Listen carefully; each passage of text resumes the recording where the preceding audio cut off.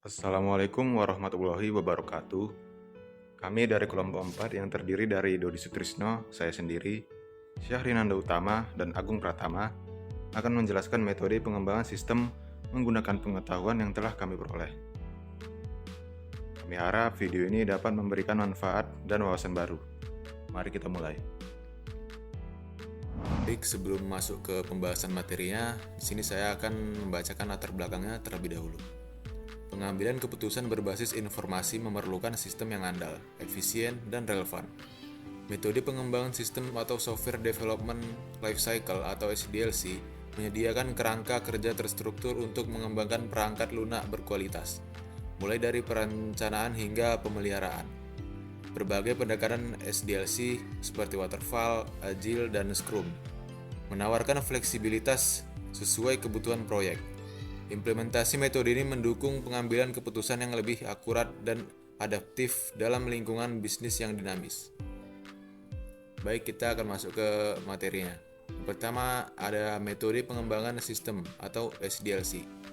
Metode pengembangan sistem atau Software Development Life Cycle atau SDLC adalah kerangka kerja yang digunakan untuk mengembangkan perangkat lunak secara sistematis dan terstruktur.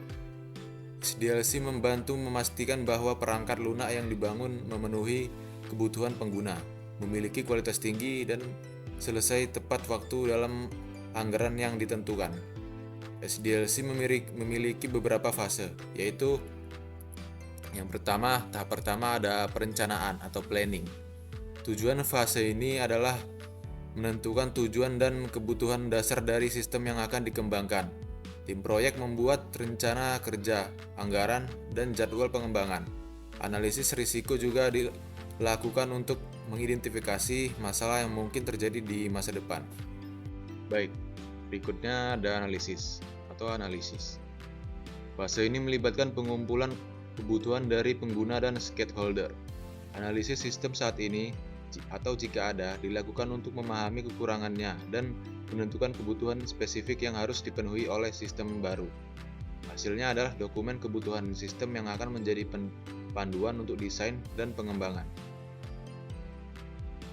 Baik, materi selanjutnya akan dilanjutkan oleh teman saya. Assalamualaikum warahmatullahi wabarakatuh. Saya di sini akan melanjutkan materi teman saya sebelumnya. Di tahap ketiga, ada desain sistem desain. Berdasarkan dokumen kebutuhan, tim merancang arsitektur dan antarmuka sistem. Desain meliputi desain perangkat lunak, desain basis data, struktur dan logika program, dan antarmuka pengguna. Tujuan fase ini adalah membuat rancangan detail agar pengembang memiliki panduan yang jelas untuk tahap berikutnya. Di tahap keempat, ada pengembangan atau development.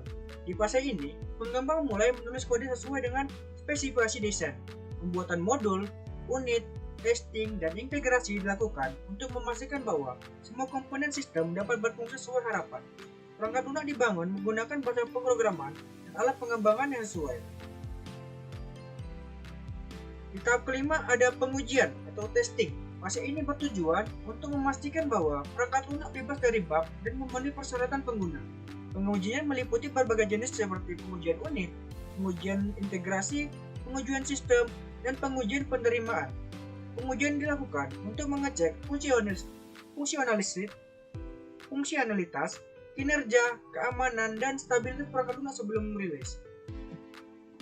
Di tahap ke-6 ada implementation atau deployment. Setelah perangkat lunak lulus uji coba, perangkat lunak tersebut akan dipasang di lingkungan produksi. Pengguna diberikan pelatihan dan dukungan awal untuk memahami cara penggunaan sistem baru. Data dari sistem lama dapat diimigrasikan jika diperlukan. Di tahap terakhir dan ketujuh adalah pemeliharaan atau maintenance. Fase ini adalah proses berkelanjutan untuk menjaga perangkat lunak tetap berjalan dengan baik, memperbaiki bug yang ditemukan, melakukan perbaruan, dan menemukan fitur baru sesuai kebutuhan. Pemeliharaan sangat penting agar perangkat lunak dapat tetap relevan dengan kebutuhan pengguna dan lingkungan bisnis yang berubah. Sekian saja dapat saya sampaikan.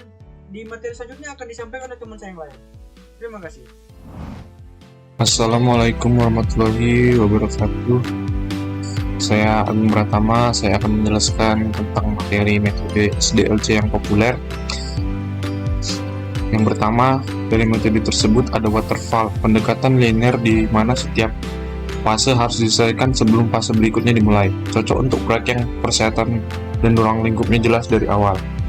Yang kedua itu ada agile, pendekatan interaktif yang menekankan kolaborasi tim, fleksibilitas, dan rilis perangkat lunak dalam iterasi kecil.